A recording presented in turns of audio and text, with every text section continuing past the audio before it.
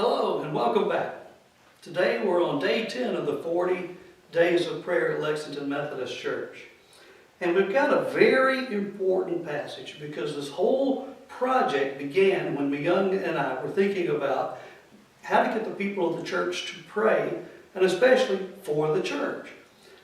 Now listen to this passage that Paul writes in Ephesians 6, beginning with verse 18. Pray in the Spirit at all times, in every prayer and supplication.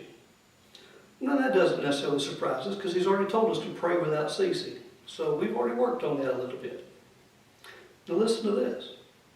To that end, keep alert and always persevere in supplication for all the saints.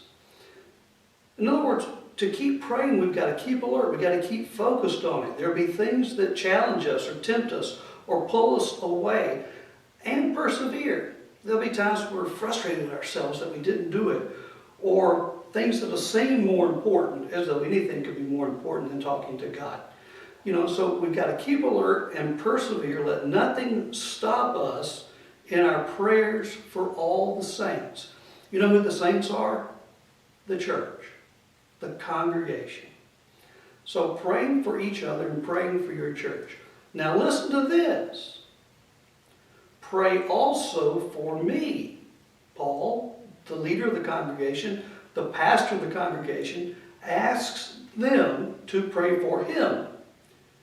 Pray also for me, so that when I speak, a message may be given to me to make known with boldness the mystery of the gospel, for which I am an ambassador in chains. Pray that I may declare it boldly as I must speak.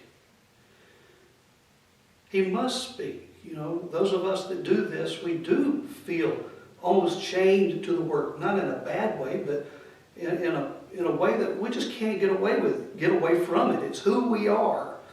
But did you hear that first part? Pray also for me, so that when I speak, a message may be given to me. Part of your job as a member of the congregation is to pray for the clergy so that we can hear what the word of the Lord is this week for the people. Have you ever considered that maybe when the preacher preaches a bad sermon or a dull sermon or a sermon that falls flat, maybe it's not the preacher's fault? Did you pray for the preacher? We're all in this together. We're all in this together. Pray for your preachers. Young and I really need your prayers. All of the people of the church need your prayers. We can't get through this life without knowing that other people are praying for us. Just the other day, I had a big meeting.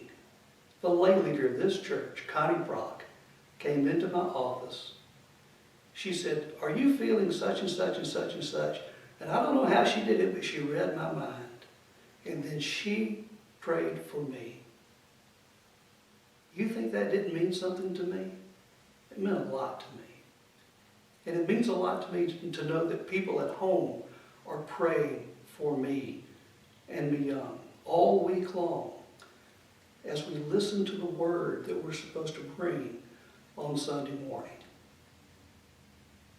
You want to bless your church?